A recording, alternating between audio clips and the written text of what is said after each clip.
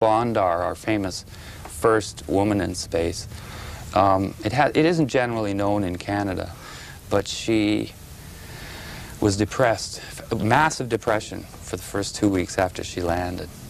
And so they really had to study what's going on. Sure. And they found that they were missing, that there was the familiar shapes that we see every day not in the space program. And that's what these people were doing, working with the Canadian Space Agency to suggest putting shapes in parts of the shuttle or redesigning things to familiarity for your subconscious. Right. It says they talk to orca whales up there, and they photograph the brain and put pictures in front of you, and then colors flash and they photograph it. It's the only place at the university you can get a parking spot because no one knows it's there. I didn't know, and I went there. So, and he told me things. He said, get another flight, duplicate the phenomena that you've got, duplicate what you did, try to get the 2 different colors, try to get multiple ones in a shot, because the STS-61, I was quite naive, especially this second thing. And so I remembered that, and I recorded the next shuttle, and I knew what I was looking for, and I found it. You mentioned something to me earlier about the lighting conditions and the fact that you felt they were self-illuminating. Well, I needed, yes, at first I actually thought, you know, I was my own worst skeptic. I've learned that in television. You know, you don't present anything unless you're totally researched and sure. But I began to discover that these were appearing in dark, when the camera, you know, when the sun went down, when the sun came up, when there was refraction, when there wasn't refraction. I found them under every lighting condition, and my only conclusion from looking at the video and continually looking at it is obviously they're self-illuminating. Did they change at all under those different lighting conditions when apertures change, or the sun goes down, or the craft's in a different position? Do they appear to be any different? No, in fact they appear to be different just from every time you capture them. Sometimes you capture them when they seem to have slowed down and you see more of a craft structure.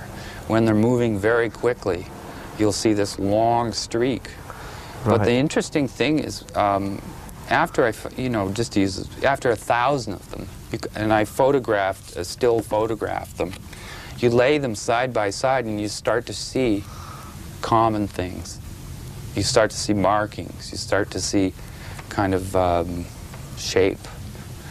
You know, it's not... So you've almost been able to classify them in a way. Well, actually, I've been calling them the second phenomena, but the way I see this is everything to date that has been shot by humans from here, from the ground, I call one. That's one. The space phenomena, the spheres, outer space, that's shot from NASA's cameras is 2, and I thought it would stop at 2. But this phenomena I call number 3. There are 2 space phenomena. And this third phenomena, I don't blame people for not discovering it or anything. I don't think anybody has tried not to discover it. Well, it sounds to me like you had to go through a lot of work. I just wonder how many people with my technical television background have tried this. And I don't think a lot of scientists have. I just know that Professor Weinberg was absolutely knocked out of his... He just couldn't believe it. And as I built the sample up, I didn't believe it more. I couldn't believe it. I mean, it's reached the point. But I don't want to take anything away from the spherical phenomena. The second phenomena, to me, is absolutely unimpeachable in a preponderant sense. You know, I was quite satisfied with finding 2. What phenomena 2? The first space phenomena. Sure. And I still am. But this third phenomena is so against all of what we expect it to be that it's intrigued me much more. It's not no archetypal, no. Martyn, going back a little way, you mentioned being your own worst critic, if you like, or debunker. Have you endeavoured to find video footage or feed from other sources to compare with yours? Oh, good one. Thank you.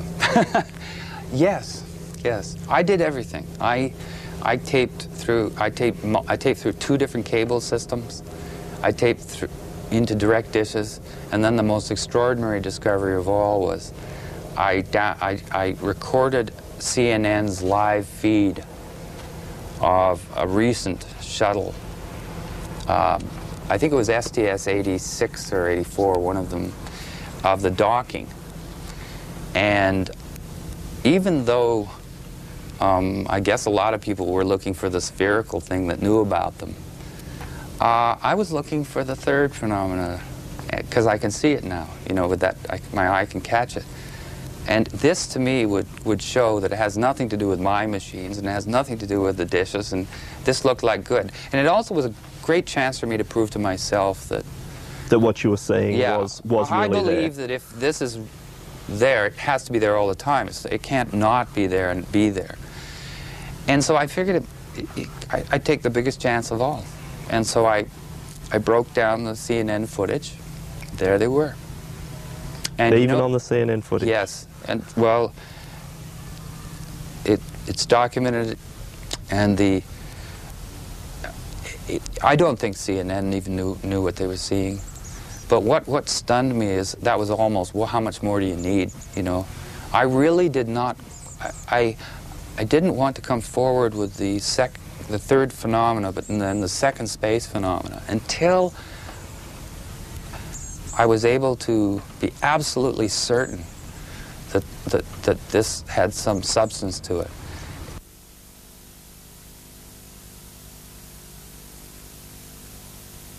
I didn't want to lose the second phenomena. I didn't want someone to get diverted on this, shoot it down, Sure. and then say, well, that means that incredible spherical phenomena that is I also documented in great abundance. I didn't want that to be dissed. After you'd collected this material, you mentioned the gentleman at the planetarium that decided that he didn't want to talk about it. Yeah. Have you spoken to any other? Have you spoken to NASA or any qualified people there that might be prepared to comment on what you've seen? It's so hard to tell this story, but again, I then met a physicist from California, actually from Topeka Canyon, who used to be a part of a think tank there, red, blue, or blue-green, or something like that. Sure. Who cares what it's called?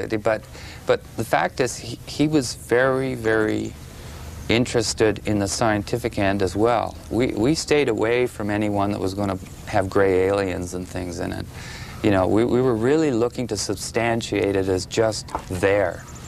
And he started corresponding with the astrochemistry department at the Jet Propulsion Laboratory.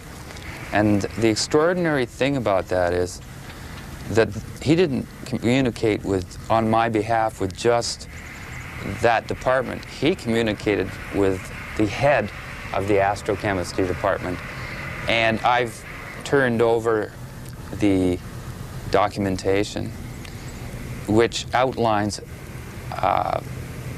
the whole set of email conversations in which at no time does he say that the spherical phenomena is not on the tape. What he does is basically comment accepting the premise. Do the emails discuss both phenomena or just the spheres? No, that's the interesting thing. We decided that, you know, that it would be better to continue our work, which is massive. I have massive amounts from every flight of these spherical phenomena. I have examples of these things 300 miles away, close to the ship. So I feel there's enough there I didn't want to freak out the, You felt that there might have been a bit much well, to have answered all at once. I'd already seen